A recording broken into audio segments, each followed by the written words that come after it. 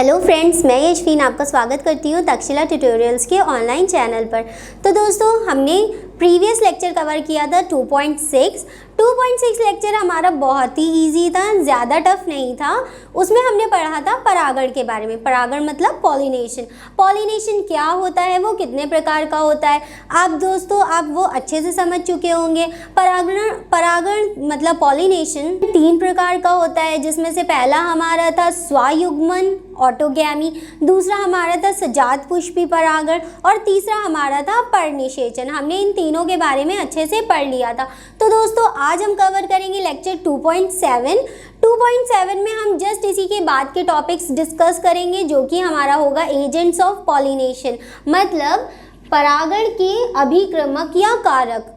अभिक्रमक या कारक क्या होते हैं? अब देखिए, पॉलिनेशन किन में होता है? पादपों में। अब पादप खुद तो एक जगह से दूसरी जगह नहीं जा सकते, ये बात आपको पता ही होगी कि वो एक जगह से दूसरी जगह नहीं जा सकते, लेकिन अपने पराग कणों को, क्योंकि पराग कण का वर्तिकाग्र तक पहुंचना ही क्या कहलाता है? पॉलिनेशन कहलाता है। तो इस क्रिया को संपन्न करने के लिए उन्हें कुछ कारकों या अभिक्रमक की जरूरत पड़ती है। अभिक्रमक क्या होते हैं ये अभी हम आपको बताएंगे। उससे पहले हम देख लेते हैं कि हमने लिखा क्या है। पौधे परागण के लिए कारक या अभिक्रमक के रूप में 2 आजीवीय मतलब होता है नॉन लिविंग, जो जिंदा नहीं है। फॉर एग्जाम्पल क्या है वो? वायु और जल। ये क्या है? अजीवीय कारक है। तथा एक जीवीय मतलब लिविंग मतलब हम प्राणी, कोई भी प्राणी, चाहे वो छोटे से छोटा प्राणी हो लाइक बी, हनी बी, मधुमक्खी, या एक बड़े से बड़ा प्राणी हो, कोई भी हो सकता है, बस वो प्राणी मतलब लिविंग है।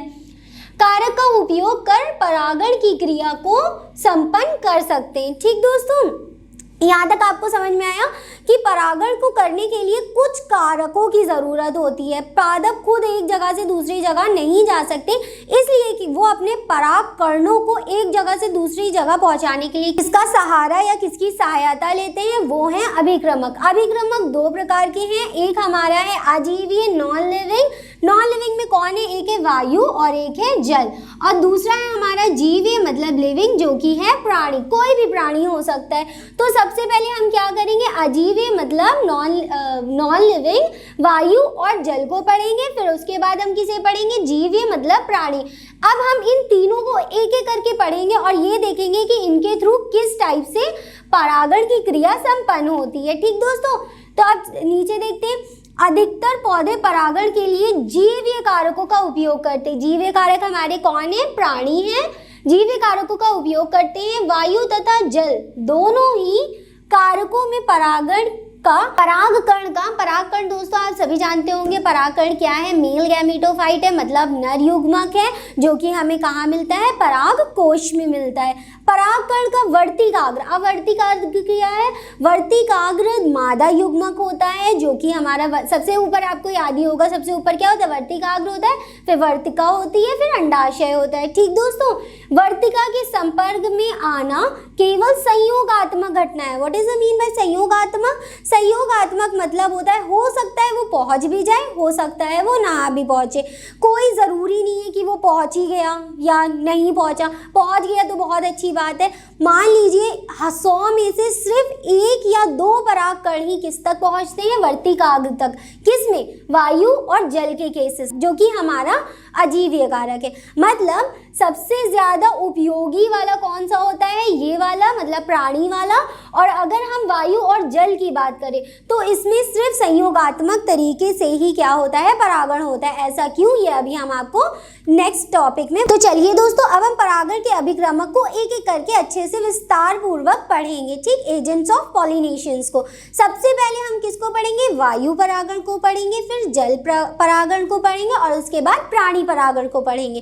तो चलिए सबसे पहले जल परागण को पढ़ते हैं। दोस्तों, अब हम क्या करेंगे? वायु परागण को पढ़ेंगे। वायु परागण के एक एक पॉइंट्स देखेंगे। ये हमारा सबसे पहला क्या है? एजेंट ऑफ पॉलिनेशन, हमारा सबसे पहला अभिक्रमक है, जिसे हमें पढ़ना है। तो चलिए एक एक करके इसके पॉइंट्स देखते हैं। पुष्पों में वायु द्वारा होने वाले पर परागण को क्या कहते हैं? वायु परागण। इसको एनामॉर्फली भी कहते हैं, और ऐसे पुष्प को एनामॉर्फलस फ्लावर्स भी कहते हैं। तो दोस्तों इसका मतलब क्या है, बहुत सिंपल सा है, जो वायु द्वारा परागकण परागित होते हैं उन्हीं को क्या कहते हैं, वायु परागण कहते हैं। पुष्पों में, क्योंकि हम पुष्पों के ही बारे में पढ़ रहे हैं, पुष्पों में वायु द्वारा होने वाले पर परागण। अब जैसे कि आप सबको पर परागण के बारे में पता होगा, पर परागण क्या होता है, एक जगह से दूसरी जगह पर क्या जाते हैं, परागकण, तो उसी को पर परागण को वायु परागण एनामॉर्फली कहते हैं। और ऐसे पुष्प जिनमें ये क्रिया होती है उसको एनामॉर्फलस फ्लावर कहते हैं। दूसरा पॉइंट अब हम क्या देखेंगे, वायु परागित पुष्प छोटे एवं आकर्षण रहित होते, छोटे होते हैं और आकर्षण रहित होते हैं। ये ऐसा क्यों होता है, अभी नेक्स्ट पॉइंट में आपको पता चल जाएगा। आकर्षण रहित होते हैं मतलब ये बिल्कुल ज़्यादा अट्रैक्टिव नहीं होते, ज़्यादा अट्रैक्टिव नहीं होते हैं, बिल्कुल सिंपल से फ्लावर्स होते हैं। ठीक दोस्तों, ये रंगहीन, गंधहीन एवं मकरंद रहित होते हैं। रंगहीन मतलब कलरलेस, इनमें कोई बहुत ज़्यादा अच्छा चमकीला तड़कता भड़कता कलर नहीं होता है। गंधहीन मतलब ओडरलेस होते हैं, इनमें कोई खुशबू आपको नहीं मिलेगी। तथा मकरंद रहित, अब ये मकरंद का नाम थोड़ा आपको नया सा लग रहा होगा या आप में से काफ़ी को पता भी होगा। मकरंद मतलब होता है नेक्टर। नेक्टर वही जो फूलों में रस मिलता है, जिसे तितलियां आकर चूस के अपने फ्लावर, अपने जो पर होते हैं उनको भरती हैं, उसी को क्या कहते हैं, मकरंद कहते हैं। फ्लावर के अंदर मकरंद होता है, जो रसीला सा जूस होता है उसे ही क्या कहते हैं, मकरंद कहते हैं। ठीक दोस्तों, मकरंद रहित होते हैं मतलब ये ऐसे पुष्पों में जो कि एनामॉर्फलस फ्लावर होते हैं, जिनमें वायु द्वारा परागण होता है, उनमें मकरंद नहीं मिलता है। गंधहीन होते हैं, ओडरलेस, खुशबू भी नहीं मिलती, और रंगीन मतलब कोई अच्छा सा कलर भी नहीं होता है। ठीक, तो आगे बढ़ेंगे। वायु परागित पुष्प प्रायः एक लिंगी होते हैं।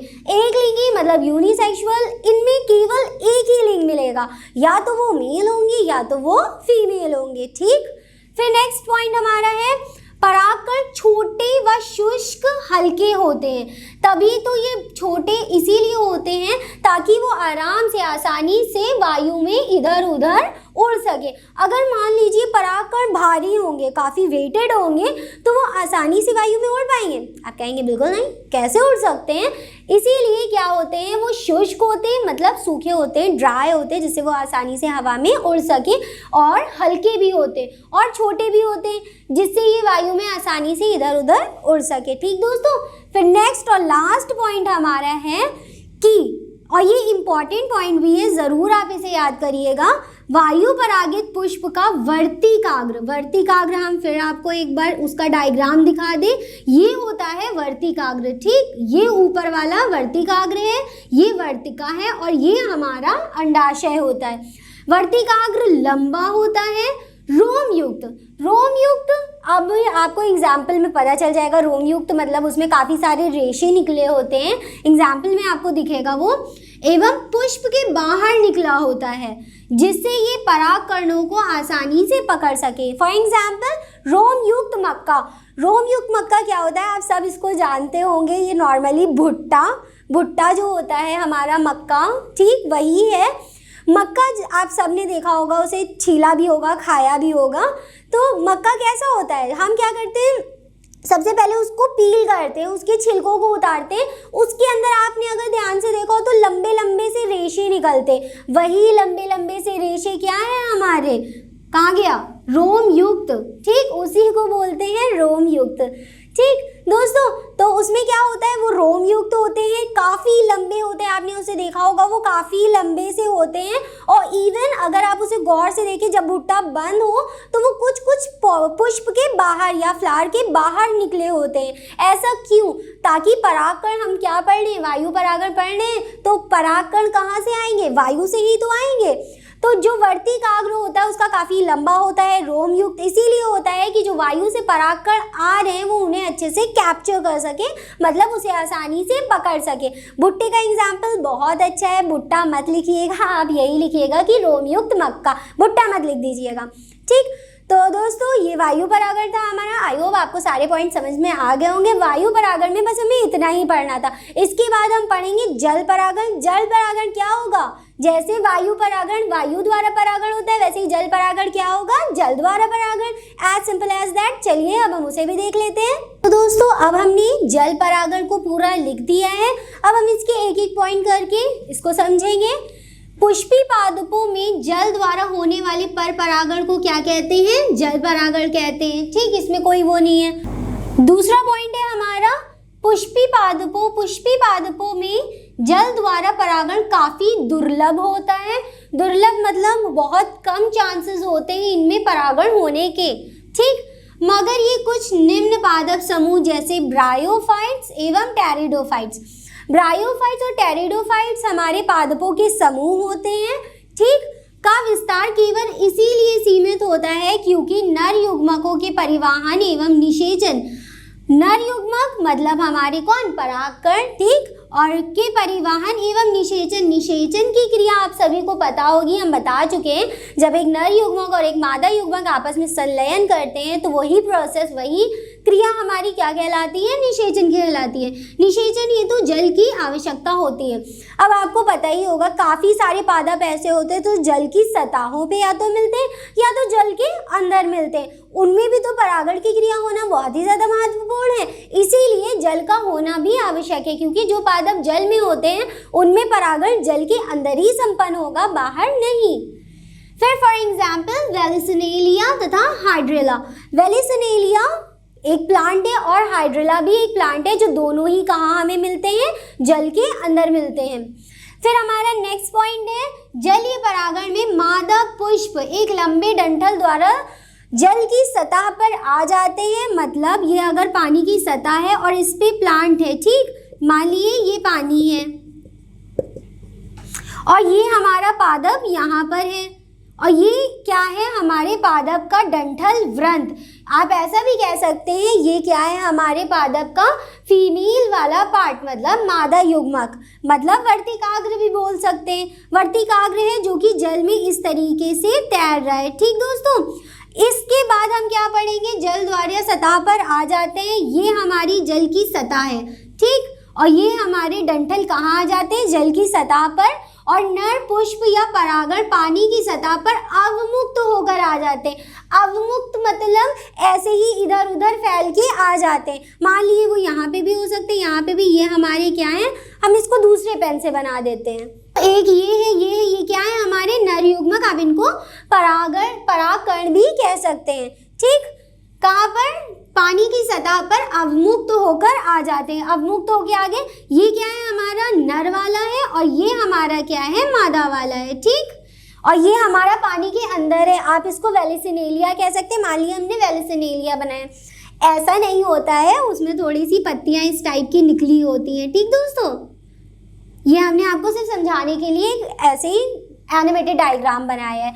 अवमुक्त हो जाते हैं, इससे कुछ ही संयोगात्मक रूप से मादा पुष्प के वर्तिकाग्र तक पहुंचते हैं। ये हमारा नर है, ये हमारा इधर से आ रहा है। अब यहाँ पर हमारा क्या है? फीमेल वाला।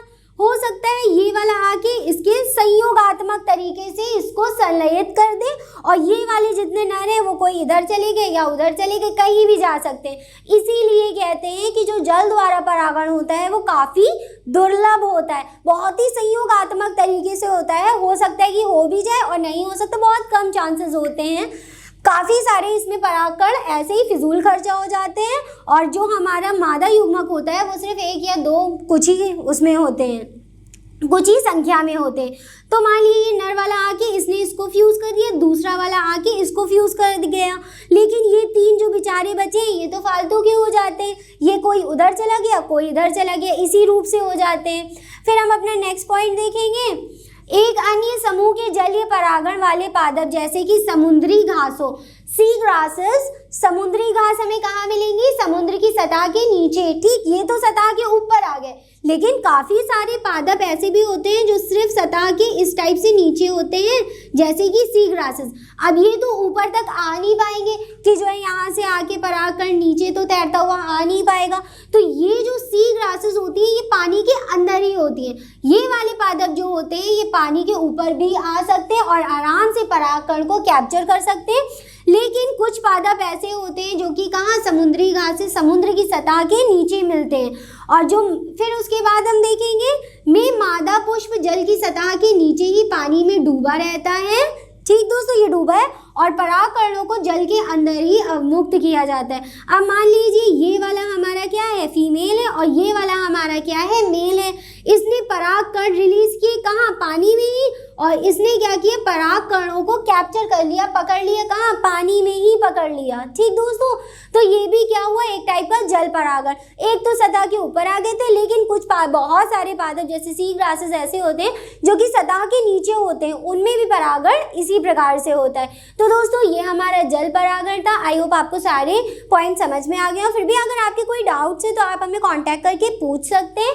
ये हमारा जल परागण कंप्लीट। इसके बाद हमारा आखिरी परागण बचा है, एजेंट ऑफ पॉलिनेशन, आखिरी अभिक्रमक बचा है प्राणी परागण, जो कि हमारा जीवीय कारक था। तो चलिए उसको भी जल्दी से पढ़ लेते हैं। तो दोस्तों अब हम पढ़ेंगे अपना आखिरी अभिक्रमक, मतलब आखिरी कारक, जिसको जो कि है हमारा एनिमल पॉलिनेशन। इसको क्या कहते हैं, प्राणी परागण।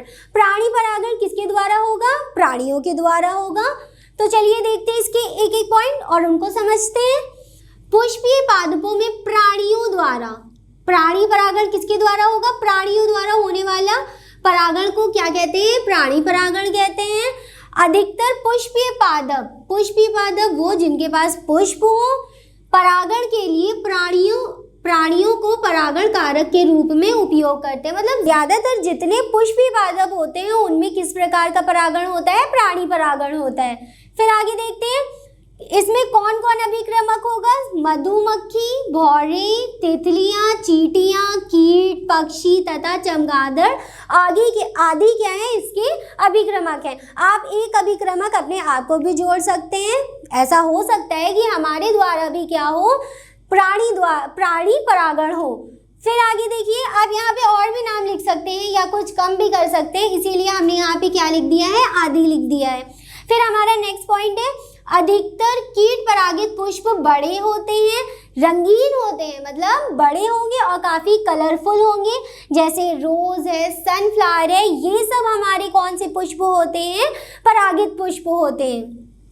अधिकतर कीट परागित पुष्प कौन से होते हैं, बड़े होंगे, रंगीन होंगे, पूर्ण सुगंध युक्त, मतलब काफ़ी अच्छी ओडर होगी उनकी, काफ़ी अच्छी खुशबू होगी, तथा मकरंद से भरपूर। मकरंद हमने आपको बता चुके हैं नेक्टर के बारे में, फूलों का रस, उसी को क्या कहते हैं, मकरंद। और आप सभी जानते हैं ये कीट पक्षी, जो कीट होते हैं, चमगादड़ नहीं, जो कीट होते हैं, तितलियां होती हैं, भौरे, मधुमक्खी होती हैं, ये सब किसकी ओर आकर्षित होते हैं, काफ़ी बड़े बड़े अच्छे खूबसूरत फूलों की तरफ आकर्षित होते हैं। क्यों ऐसा करते हैं, क्योंकि उनको क्या चाहिए होता है, मकरंद चाहिए होता है। तो जो भी हमारे प्राणी परागित पुष्प होते हैं वो बड़े, रंगीन, काफ़ी खूबसूरत, और उनमें बहुत अच्छी स्मेल आती है, for example rose and sunflower types, और उसमें मकरंद भी भरपूर होता है। उसके जो रंग होते हैं वो काफ़ी अच्छे चमकीले होते हैं।